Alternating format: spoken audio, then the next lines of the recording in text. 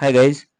इस वीडियो में हम बात करेंगे क्या यूजीसी नेट दिसंबर 2024 में सिलेबस चेंज होगा, पैटर्न में बदलाव होगा, क्या जो है व्हाट इज न्यू न्यू मतलब सिलेबस में ऐड हो सकता है।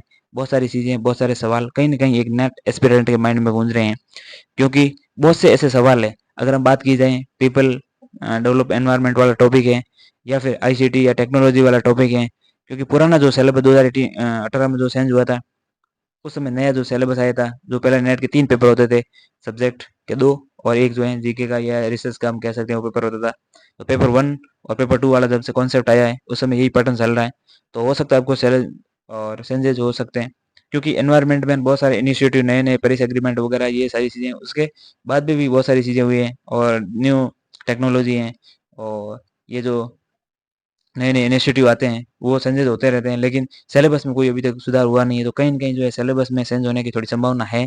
अब देखो एनटीए कब इसमें एक दिन क्लीयरेंस देता है, ये जो भी है कब तक ये सिलेबस है उसको चेंज करके लागू करते हैं, वो सब बात की बात है, लेकिन कुछ संभावनाएँ, एक एक्सपेक्टेशन बन रही है कि जो है सिलेबस चेंज हो सकता है। दूसरा व्हाट इज़ न्यू तो यही होने वाला है, आईसीटी जोड़ा जा सकता है। आईसीटी को और मतलब थोड़ा उसमें एआई, साइबर फ्रॉड वगैरह आजकल बहुत सारे होते हैं, तो एआई टेक्नोलॉजी वगैरह ये इसमें जो है ऐड की जा सकती हैं। तो एआई को मान सकते हैं इसमें ऐड होने का, और साइबर एक फ्रॉड वगैरह, साइबर टेक्नोलॉजी ये इसमें जोड़ी जा सकती हैं। न्यू रूल्स हैं इंडियन, जो हमारे कह सकते हैं कि ये भारतीय न्याय संहिता बीएनएस आया है, उसमें से कुछ जो हायर एजुकेशन से रिलेटेड, या हाल ही में हायर एजुकेशन में जो नए-नए इनिशिएटिव्स आ रहे हैं, उनको भी जो है हायर स्टडीज़ वाले टॉपिक में या उसमें जोड़ा जा सकता है।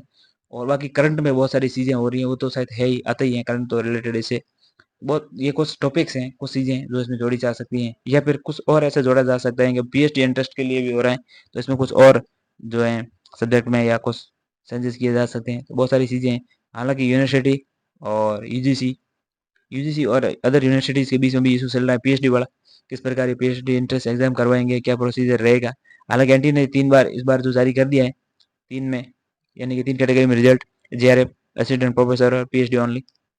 अब ये कितना क्या सक्सेस होता है, क्या होता है, और ऐसा माना जाता है कि इस रिजल्ट को लेट आने में कहीं न कहीं एक तरफ तो यूनिवर्सिटीज़ का ग्रुप और यूनिवर्सिटीज़ को मान सकते हैं, और दूसरी तरफ यूजीसी, एनटीए तो बीच में है ही।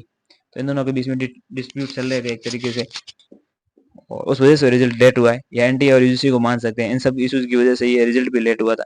तो अब देखते हैं आगे क्या-क्या होता है, कुछ चेंजेस होने की कुछ संभावनाएँ हैं। ये डिस्प्यूट सॉल्व हो, फिर जो है दिसंबर का नोटिफिकेशन आए, और फिर जो है सिलेबस में भी कुछ चेंजेस होने की संभावनाएँ हैं। ये हो सकता है। अब देखते हैं, लेट्स सी कब तक ये सब चीज़ें सामने आती हैं। लेकिन उम्मीद है कि कुछ होने वाला है, जो बहुत जल्दी हो जाएगा। आप जो अपनी तैयारी जारी रखिएगा। अगर आपका नेट हो रखा है तो जेआरएफ के लिए आप तैयारी करिए। ओनली पीएचडी हुआ तो आप तैयारी करिए जेआरएफ के लिए, तो नेट वगैरह आपका ज़रूर क्वालीफाई होगा। नेट होगा तो आप असिस्टेंट प्रोफेसर के लिए एलिजिबल हो जाएँगे, किसी भी यूनिवर्सिटी में देश में या फिर कॉलेज में। जो वैकेंसी आती है उसमें आप सेलेक्ट फॉर्म भर सकते हो, एग्ज़ाम दे सकते हो, और जो भी प्रोसेस है उसमें आप पार्टिसिपेशन कर सकते हो। मिलेंगे किसी और वीडियो में ऐसी इन्फॉर्मेटिव जो जानकारी लेके, तब तक हमें दीजिए इजाज़त। Thank you.